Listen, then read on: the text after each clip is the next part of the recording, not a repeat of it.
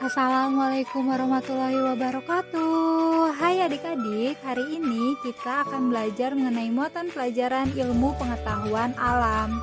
Di materi kali ini kita akan membahas mengenai bunyi. Ada yang tahu nggak sih apa itu bunyi?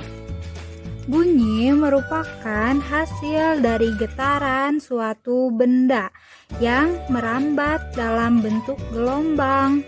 Oleh karena itu, bunyi sering disebut sebagai gelombang bunyi.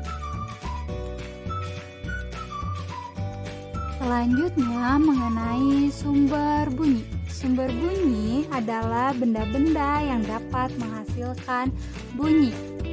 Contoh dari sumber bunyi adalah alat musik.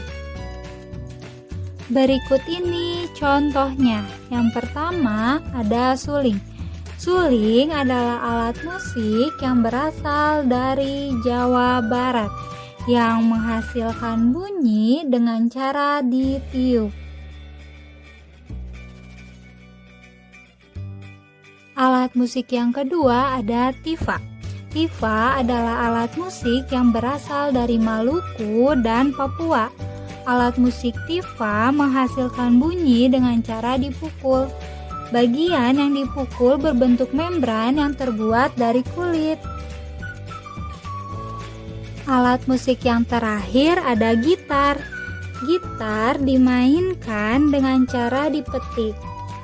Senar yang dipetik akan menghasilkan getaran yang dapat menggetarkan udara dalam kotak gitar. Selanjutnya ada perambatan bunyi.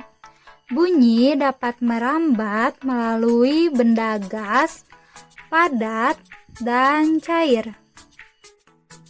Berikut ini contoh perambatan bunyi. Bunyi merambat melalui benda gas. Suara merambat melalui udara. Udara termasuk benda gas.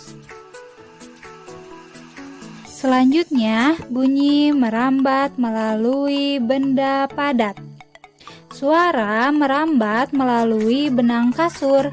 Benang kasur termasuk benda padat. Dan yang terakhir, bunyi merambat melalui benda cair. Suara merambat melalui air yang ada di dalam tong. Air termasuk benda cair. Sekian materi mengenai bunyi pada hari ini. Terima kasih telah mendengarkan. Wassalamualaikum warahmatullahi wabarakatuh.